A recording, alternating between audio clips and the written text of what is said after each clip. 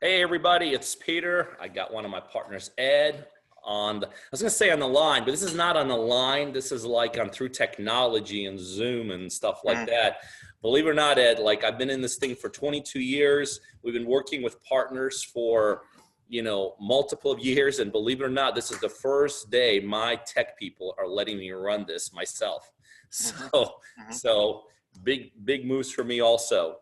So Mhm. listen, I appreciate you getting on with me today. And before we started this, I was just telling you, just the people from my end, my team loves working with you. And it really comes down to just your attitude, kind of just how your perception. They're always telling me about like the way you kind of look at things, Mhm. and that's just awesome. I think in today's environment, that's so huge. We're going to hit on that in a minute. But first, talk about yourself, Ed. How did you tell us about yourself? What did you do before real estate? Your background, a Mhm. little information on yourself. Yeah, so I mean, I got into real estate as a real estate agent about a couple of years ago, and I got into real estate because I really enjoyed I bought a couple of condos and houses, and just enjoyed going through the whole process and understanding real estate. And as the more I learned, the more fascinated I was by the compounding of being able to earn from renting a property or owning a property.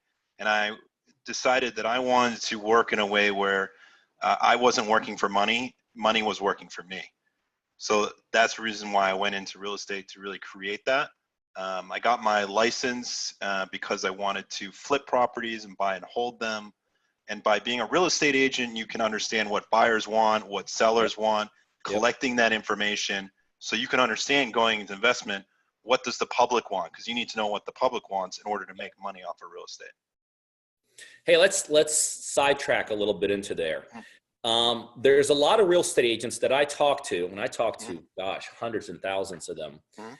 They literally think there's a conflict between, oh, Peter, I'm a real estate agent, I can't be an investor. And sometimes even vice versa, not as much Mhm. vice versa. Mhm. But talk a little bit about that from a realtor's perspective. Do Mhm. you see a conflict also being an investor?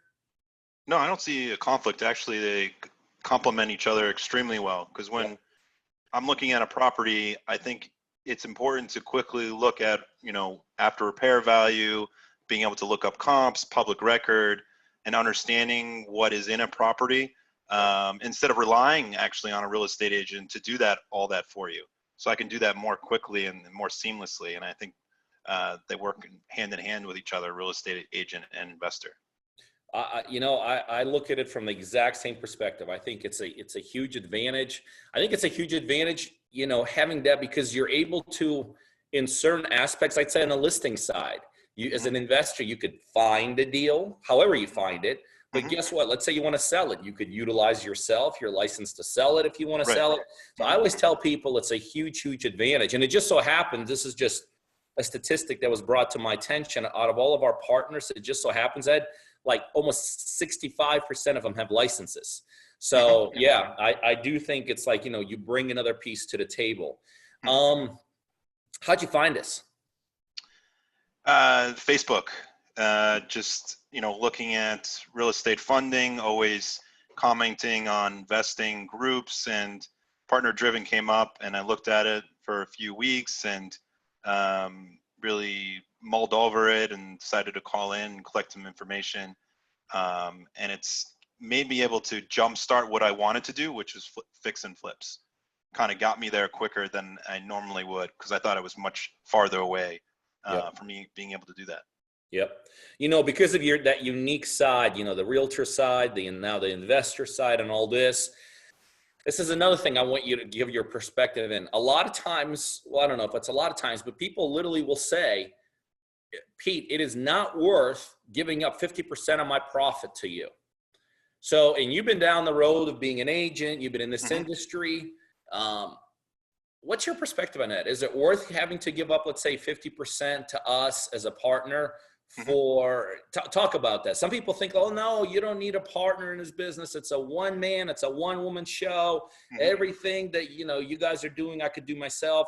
Talk about somebody that's got some history in this business, the value of a partnership. So I think it's extremely valued to have that 50-50 split, and I think it's very fair in the sense that, well, where's the money coming from in order for you to invest in a property? If you invest in a property and anything can happen in the market, and let's say you invest your personal money into it and you lose everything, you're stalled or halted in terms of being an investor. Whereas, doing the 50-50 split, you're not risking your own funds. So if, let's say you do 3, 4, and 1 doesn't work out and 3 do work out, then you're making money, but you're not able to do that if you don't have that partner on the side helping you with the financial aspect of it. So I think it's extremely important and extremely fair, the 50-50 split. Yeah, I love You're it. taking all the risk.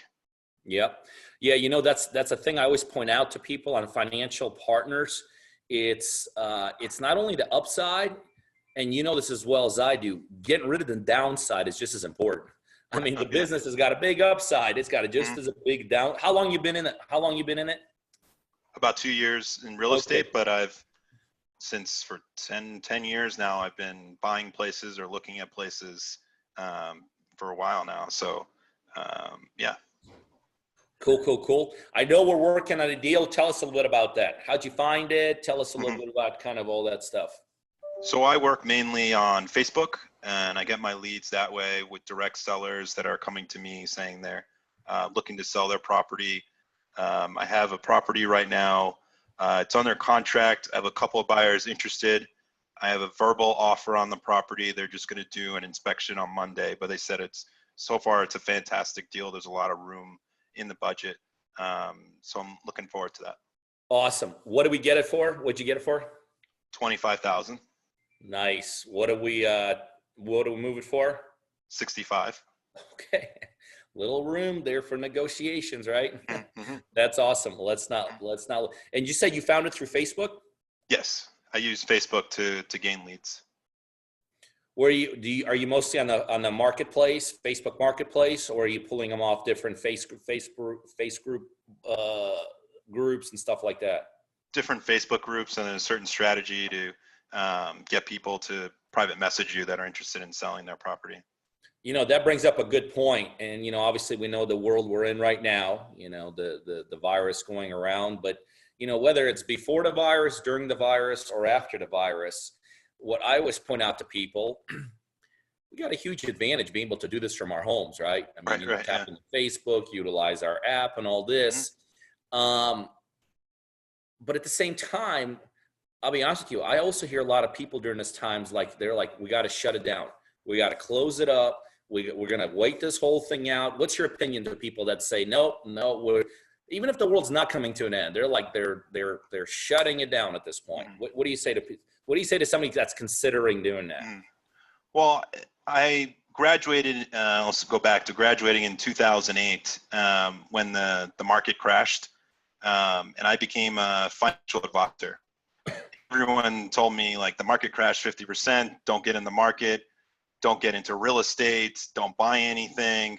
And it's in 2009, I bought a condo, and everyone's like, no, don't do that. The real estate market's going to crash. And then 5 years later, I made 40% on the property or something, because what goes down must come up, and this is going to end. And I see this as a huge opportunity, like in 2008, when the market is low or when the market is going down, it's a time to buy, because it's going to come back. And in real estate, that's the most important thing. The most powerful part of investment is that everyone needs a place to live, no matter what. So people are going to still rent, still buy. It's still going to happen, and it's just part of the business. And I think it's the right time to do it is actually right now. What do they say? Well, fame. I think Buffett said this: when there's blood in the streets, that's when you get in. And let's face it. I mean, you've been in this thing long enough. We live in a business that happens to be driven by motivation, right? Mm-hmm. Motivated sellers. Something happens, and let's face it. Nobody wanted this pandemic to happen, but the bottom line is there is motivation now, and there's going to be motivation. And, I think the motivation is going to extend this thing's going to come to an end, I think, sooner rather than later. But I think the motivation is going to be there for a long time. because of the repercussions of what's taking place.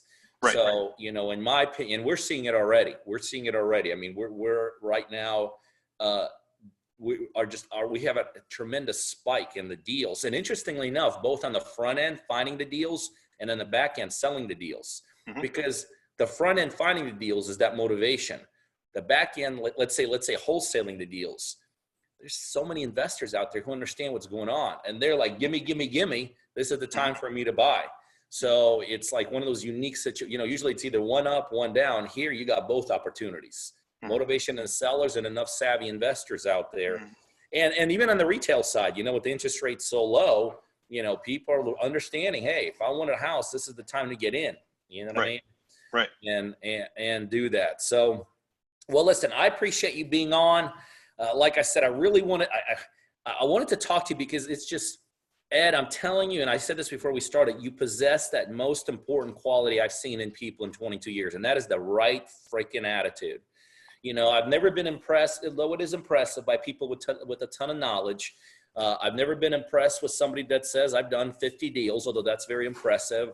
You know, I've never really been impressed with somebody's like, hey, look at my dad, look what he's done, although that's good, coming from the right tracks. To me, the most impressive thing is people with the right attitude. And man, your name gets thrown around our office all the time. And I can't wait for this thing to end so we could finally meet face to face, because our team's ready to meet you. Oh, great. That sounds perfect. Yeah, absolutely. Well, again, I appreciate you being on. Let's get this deal closed. Let's get a bunch of more on the table. And I appreciate you taking the time today. Thanks, Ed. No problem. Thank you. All right, buddy. Appreciate it. Bye-bye. See ya.